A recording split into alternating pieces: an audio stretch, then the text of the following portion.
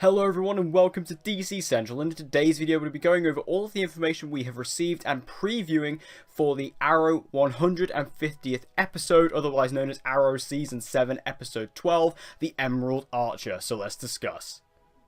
So it's absolutely crazy. We are receiving Arrow's 150th episode tonight as I'm recording this video, or tomorrow morning for me.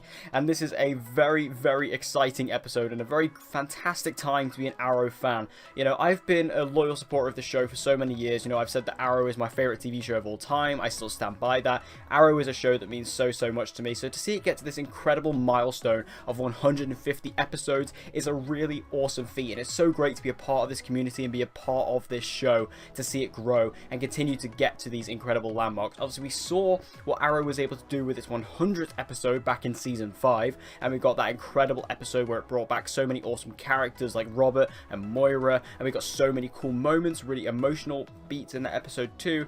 And here we are going to be seeing some similar things, and we're getting a very interesting episode here with 150, or episode 12 of season 7. So let's quickly read the synopsis for this episode, and the synopsis goes as follows. The 150th episode of Arrow showcases a documentary entitled The Hood and the Rise of Vigilantism, starring Oliver Queen, Felicity Smoke, and the rest of Team Arrow, as a camera crew follows Oliver and the team around to talk about their past as vigilantes and what the Green Arrow means to Star City. Oliver must also deal with William's return from boarding school, as well as a new threat to the city. This episode will feature documentary footage captured by the behind-the-scenes crew and interviews from those who have worked alongside the Green Arrow. The documentary is narrated by Kelsey Grammer. So wow, there is a lot to unpack out of that synopsis. First off, the most important thing and the most obvious thing to talk about is that this episode is going to be done in a documentary style, and this is what I'm so excited about. Like, out of all of my predictions for the 150th episode of the show, the last thing I could have possibly predicted was a documentary style episode for Arrow. I never expected that. I never thought this would be a thing they would ever do. It's so random, it's so different, but it sounds so much fun. Like, this isn't like Arrow, you know, because like I said, the 100th episode was very special, it was very emotional, but this one's going down what appears to be a lot more of a fun route by doing a documentary, and I really like that style. I think that's a really cool idea. It's going to be narrated by Kelsey Grammer, like A-list actor Kelsey Grammer. I mean, they've managed to get that kind of talent on the CW. That's a massive achievement. And what's really cool is this documentary is being compared to The Office. So, you know, in The Office you have, you know, just this office that people are working in. It's their everyday lives, but you just have camera crews kind of following them around and interviewing them in between different things. And sometimes you get those funny moments in The Office when the characters look at the camera just randomly. And I feel like, you know, we're going to get a lot of moments like that. It'd be awesome if we get some, like, just a moment where there's, like, some serious scene going on and Diggle's just, like, looking at the camera or something. It'd be, like, a really funny moment. So, especially because me, I'm a huge fan of The Office, so to have that kind of template being set for this episode is incredibly exciting. So I think that this whole idea of doing the documentary narrated by Kelsey Grammer is so much fun. Also, William is returning in this episode, as in the young version of William, played by Jack Moore. This is very interesting. I have to be honest, I didn't expect William to return to the show ever, honestly. I kind of felt like he was off now, and then the only version of William we were ever going to see was the Ben Lewis future timeline William. I never thought we were going to see, like, the young version of William ever again.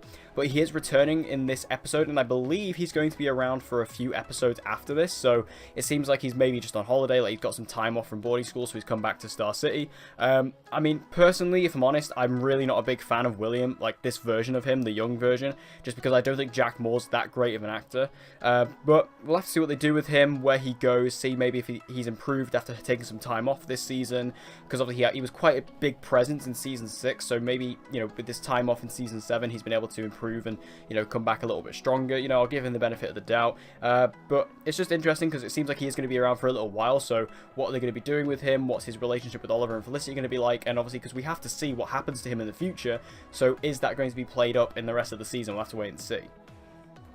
And it also says that Oliver is going to be dealing with a new threat to the city, and that threat is known as the Anti-Vigilante. At least that's what I'm calling him, and that's what the character seems to be calling him. He's this character who's going around in heavily militarized battle armor, going around and basically trying to eliminate all vigilantes. So that's why I call him the Anti-Vigilante. He's kind of going around taking out all the vigilantes. We see, if you've seen the promo for this episode, he takes out, or at least he definitely goes after Emiko, and he also goes after Renee, and he's going after Oliver as well. So this is the threat that they're dealing dealing with. Who's under the mask of this character is something that a lot of people are asking, like what they're going to be doing with him and who is going to be under the mask. I honestly don't know if they're going to do a big mystery reveal for this character. I don't know if they're going to be doing anything like that.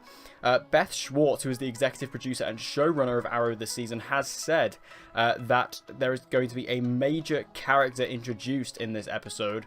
And my personal theory is that that is going to be the character known as Dante, who we've been hearing about this season. But it could be the person under this mask, who knows. But this character has clearly got a thing against vigilantes. He's clearly got, you know, maybe he was affected by them in the past and he just wants to get rid of them.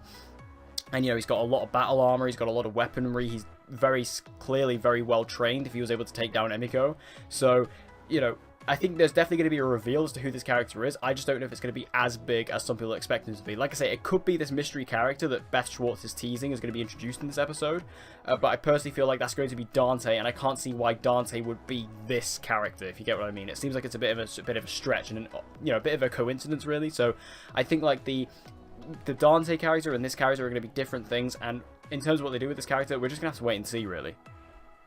And also it says we're going to be getting some returning characters in this season. At least it's heavily rumoured we're going to be getting some returning characters in this episode. And this is going to be really cool. Heavily rumoured ones, and this one's basically confirmed at this point, is Thea, obviously played by Willa Holland. That is Oliver's sister, or at least, well, Oliver's other half-sister.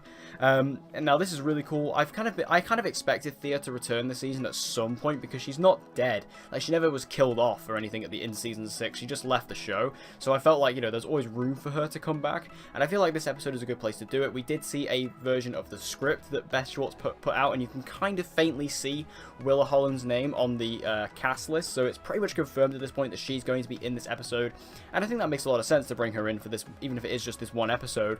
I think that makes a lot of sense. I think that'd be really cool to see her. I miss Thea, I really do. I miss her presence on the show, and obviously if they're talking about people who have worked alongside the Green Arrow, Thea was a part of his team in Season 4, so that does work in that way. You could also bring back Roy. Obviously Roy, we are kind of waiting for Roy to come back into this main storyline, into the present day, because we don't know what happened to him in the future, so we're waiting for him to come back into the present day. This could be the perfect point to do that, especially because the last time we saw Roy in the present day was when he left with Thea, so him and Thea could come back to Star City together for this documentary. That's definitely a plausible theory.